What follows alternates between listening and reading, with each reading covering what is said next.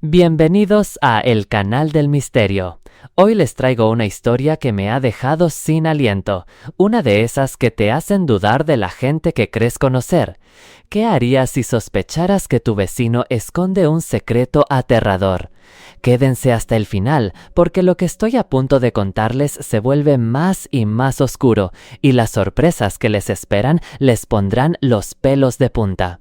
Ahora mismo me encuentro en una encrucijada y sinceramente no sé qué hacer. Dejad que empiece por el principio. Hace 5 años, mi vecino de al lado, Carlos, nos comunicó la devastadora noticia de que su hijo de 14 años había desaparecido. Lo denunció a la policía, salió en las noticias, la historia estaba por todas partes. Mi mujer, Elena, y yo nos sentimos fatal. Siempre les ofrecimos nuestra ayuda en lo que necesitaran. Con el paso de los años, sin ninguna noticia de su hijo, asumimos que se habían hecho a la idea de lo peor. Nunca tuvimos el valor de preguntar si habían encontrado el cuerpo. De vez en cuando, durante los meses más cálidos, Carlos y su mujer, Catalina, nos invitaban a alguna barbacoa en su casa. Notamos que ninguno de los dos volvió a ser el mismo desde la desaparición. Catalina siempre estaba más callada, más reservada, y Carlos parecía más torpe y nervioso. Ambos comportamientos eran comprensibles hasta cierto punto. Avancemos en el tiempo hasta la semana pasada. Carlos se me acercó un día mientras sacaba la basura y me pidió prestada una pala. Sin dudarlo, corría por mi mejor pala, sin preguntarle para qué la necesitaba. Me dio las gracias y me dijo que tenía que hacer unos arreglos en su jardín y que me la devolvería al día siguiente. Dicho esto, se metió en su jardín trasero y desapareció. Entré en casa y, desde una de las ventanas del piso de arriba que da directamente al jardín de Carlos, vi que estaba cavando un agujero enorme en el suelo. Parecía que le costaba bastante. Al fin y al cabo ya tiene 56 años. Pensé en coger mi segunda pala para echarle una mano. Al entrar en su jardín y llamarlo por su nombre, levantó la vista de lo que estaba haciendo, soltó mi pala de golpe y se apresuró hacia mí diciendo: «No, está bien, Javier. Yo me encargo. Por favor, vete». Su extraña reacción me desconcertó y le pregunté: «¿Pero qué te pasa? No es para tanto». Él, con un tono que no le había oído nunca, me dijo: «No voy a permitir que uses esa pala en mi jardín». Y entonces señaló la verja como si yo fuera un perro. Me quedé tan desconcertado por su actitud que me fui sin decir una palabra más. Subí a mi habitación para espiarlo por la ventana. Siguió cavando durante al menos media hora más. Cuando pareció que había terminado, empezó a mirar a su alrededor, hacia las casas de los vecinos, como para asegurarse de que nadie lo observaba. Y entonces, antes de que pudiera esconderme, me vio en la ventana. Lo único que se me ocurrió fue alejarme como si nada. Estaba claro que tramaba algo, y yo quería averiguar el qué. Seguí echando vistazos a su jardín de vez en cuando, pero ya no estaba cavando. Supuse que, al saber que lo vigilaba, esperaría a que anocheciera. Y no me equivoqué. A la 1:30 de la madrugada oí el sonido inconfundible de una pala golpeando la tierra. Estaba demasiado oscuro para ver nada desde mi ventana, así que salí sigilosamente y me asomé por encima de la valla del jardín. Podía verlo cavando, el sonido era nítido y claro. Cuando entró en su casa, aproveché la oportunidad para colarme en su jardín y echar un vistazo a lo que había en el agujero. La luz de la luna fue suficiente para revelar un trozo de una bolsa de basura negra que sobresalía de la tierra en el fondo del hoyo. Miré hacia su puerta trasera y luego de nuevo al agujero. Lo hice 3 veces más, debatiéndome entre mirar qué había en la bolsa o no. Al final, el miedo me pudo y decidí volver corriendo a mi jardín. Y menos mal que lo hice, porque Carlos salió segundos después. Pero ya no cavaba. De hecho, desapareció por el otro lado de su casa y no volvió. Regresé a mi casa y me metí en la cama en silencio, intentando no despertar a mi mujer. Al día siguiente, lo primero que hice fue mirar por la ventana. El agujero en el jardín de Carlos estaba completamente tapado. También me di cuenta de que su coche, un todoterreno, estaba aparcado en la calle en lugar de en la entrada del garaje.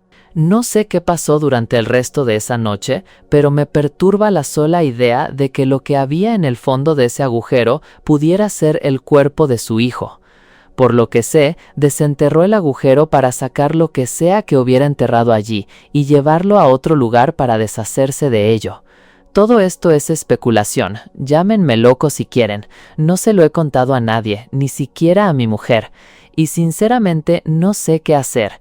Carlos nunca me devolvió la pala, no pienso pedírsela, de hecho me ha estado evitando desde entonces. Y ayer ocurrió algo realmente inquietante. Por pura casualidad, miré por mi ventana hacia la casa de Carlos y lo pillé de pie, en una de sus ventanas, mirando directamente hacia la mía. En cuanto me vio, bajó la persiana de golpe, y esto fue a plena luz del día. No tengo ni la menor idea de qué hacer, pero sinceramente estoy aterrado. He vivido en 3 casas en mi vida, 2 con mi familia y mi casa actual donde vivo solo. Vivimos en la primera casa durante los primeros 15 años de mi vida y en la segunda los siguientes 7 antes de que me mudara a mi hogar actual. Esta experiencia ocurrió en mi primera casa cuando tenía 15 años, durante los últimos meses que mi familia vivió allí. No recuerdo que mi familia se llevara especialmente bien con los vecinos. De hecho, al lado vivían 2 chicos con su padre, y mi hermano y yo solo habíamos hablado con ellos 1 o 2 veces en toda nuestra vida.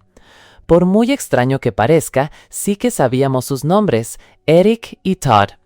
Un día, mi hermano, que es 5 años menor que yo, y yo estábamos fuera jugando al baloncesto en la entrada de casa. Fue entonces cuando uno de los 2 chicos de al lado, Todd, salió y se acercó a nosotros, iniciando una conversación. No recuerdo palabra por palabra lo que nos dijimos, pero sí recuerdo que lo primero que nos preguntó fue si era verdad que nos mudábamos. Como hermano mayor, yo fui el que habló la mayor parte del tiempo, si no todo. Todd probablemente tenía mi misma edad, aunque nunca se lo pregunté. Al final de la conversación, me invitó a ir con él y su hermano a disparar con pistolas de balines junto al río, en el bosque que había al final de la calle, al día siguiente. Acepté, ya que era fin de semana y no tenía ningún plan. En el último segundo, mi hermano pequeño preguntó si podía venir, sin dar por hecho que él también estaba invitado. Todd dijo que sí y se fue. Al día siguiente, ya tarde, como 1 hora antes del anochecer, Eric y Todd llamaron al timbre. Nos apresuramos a abrir la puerta porque nuestros padres no sabían que íbamos a salir a disparar. Caminar por la acera con Todd y Eric, vestidos de pies a cabeza con ropa de camuflaje y cargando una bolsa de lona llena de pistolas, fue realmente extraño. La seriedad que estos 2 le daban al asunto nos pareció muy rara a mi hermano y a mí, y un par de veces cruzamos miradas aguantándonos la risa por ello. Llegamos al bosque habiendo hablado muy poco. Ya me daba cuenta de que estos 2 eran chicos de pocas palabras. Quizás por eso no los habíamos conocido oficialmente hasta ese momento. Todd dejó la bolsa de lona en el suelo y la abrió, mientras Eric arrancaba agresivamente una rama de un árbol y la lanzaba al río. Mi hermano y yo volvimos a mirarnos. Esta vez ya no nos parecía tan divertido. Todd sacó un par de pistolas y nos las dio a mi hermano y a mí. Y fue entonces cuando Todd soltó la bomba y nos dijo que eran armas de verdad. Eric cogió un arma cargada de la bolsa y empezó a disparar a los árboles al otro lado del río. Cuando me di cuenta de que no bromeaba sobre que las armas eran reales, sentí una mezcla de rabia y confusión. Le quité el arma de las manos a mi hermano y puse las 2 de nuevo en la bolsa. Les dije que no estábamos cómodos con eso y que teníamos que irnos. Eric dejó de disparar y ambos nos miraron con expresiones que parecían de enfado. Mientras nos alejábamos, uno de los 2 nos gritó un insulto. Siempre tuve la sensación de que estos 2 eran mala gente, pero esto lo confirmó. Le dije a mi hermano que no volviera a hablar con ellos en el tiempo que nos quedaba viviendo allí.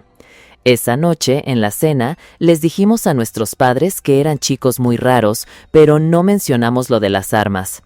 Me desperté esa noche con una corriente de aire frío dándome en la cara. Mi ventana estaba completamente abierta. Sentí algo duro presionado contra la nuca mientras miraba por la ventana y a alguien detrás de mí haciendo shh. Por alguna razón no grité ni salté, simplemente mantuve la calma. Fui capaz de entender lo que estaba pasando con una rapidez sorprendente. Oí la voz de Todd susurrando detrás de mi cabeza. Me dijo que si alguna vez le contaba a alguien, especialmente a su padre, lo de las armas o la visita, volvería y nos acabaría a mí y a toda mi familia. Respondí con una voz baja y temblorosa. Vale. Me empujó la cabeza con el arma antes de salir por mi ventana. A partir de entonces, cada noche durante meses, veía a Todd o a Eric en una ventana de su casa mirando hacia mi habitación o la de mi hermano. Su comportamiento se volvió cada vez más y más extraño a medida que se acercaba la fecha de nuestra mudanza. Justo una semana antes de mudarnos, una noche, como a la 1 de la madrugada, lanzaron una piedra contra mi ventana. La abrí y vi a Todd apuntando con una pistola hacia mí. Sintiendo que iba a morir, me tiré al suelo, solo para oír a los dos chicos partirse de risa. Oí a uno de ellos llamarme un cobarde con un insulto horrible. Hubo otras 2 ocasiones esa semana en las que los dos nos acosaron a mí o a mi hermano. A fin de cuentas, no podría haber habido un momento más perfecto para mudarnos y largarnos de allí. Después de todos estos años, ni mi hermano ni yo le hemos contado a nadie sobre aquellos chicos o sus amenazas. Lo único que sé es que esos dos eran un verdadero problema, y fue una suerte que nos fuéramos de allí justo cuando lo hicimos. En el momento en que escribo esto, lo que voy a contar a continuación sucedió hace solo 2 semanas. Siempre he odiado a casi todos mis vecinos. Acabo de terminar la universidad y vivo solo por primera vez, pero eso, como todo, tiene un precio. Estoy viviendo en un barrio bastante chungo, el único lugar donde podía permitirme una casa, así que no es de extrañar que no tenga los vecinos ideales. Los de un lado siempre tienen la música a todo volumen, mientras que los del otro lado son las personas más espeluznantes que he conocido en toda mi vida. En esa casa viven 2 personas. Una mujer de unos 60 años, que no es nada amigable y sinceramente no parece estar en sus cabales, y una mujer un poco más joven que parece tener algún tipo de discapacidad mental severa. No tengo ni idea de qué relación hay entre ellas. A menudo, mientras estaba sentado en mi porche, miraba hacia su casa y veía a la mujer mayor sujetando a la más joven mientras ésta sufría algún tipo de crisis nerviosa. Se cruzaba de brazos y se balanceaba rápidamente hacia adelante y hacia atrás mientras gritaba y hacía ruidos extraños. A veces incluso me miraba, me señalaba y le murmuraba cosas a la otra mujer. Es bastante perturbador, la verdad. A veces simplemente me metía en casa porque la situación me incomodaba demasiado.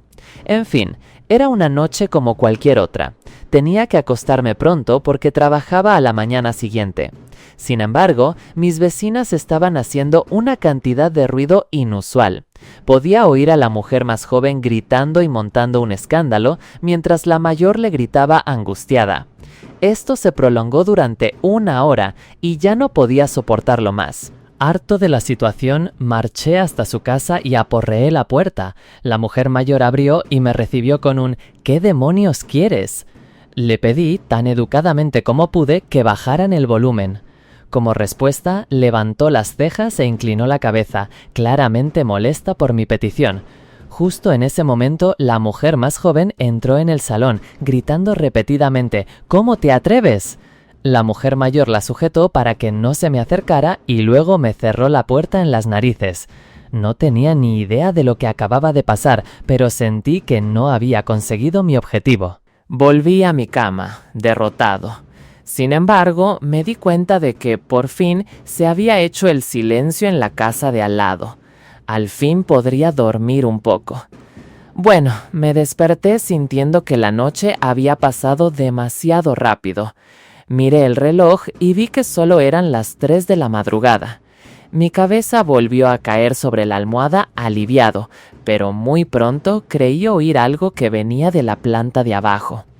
Salí de la cama y me acerqué a la puerta de mi cuarto solo para asegurarme de que no estaba imaginando cosas.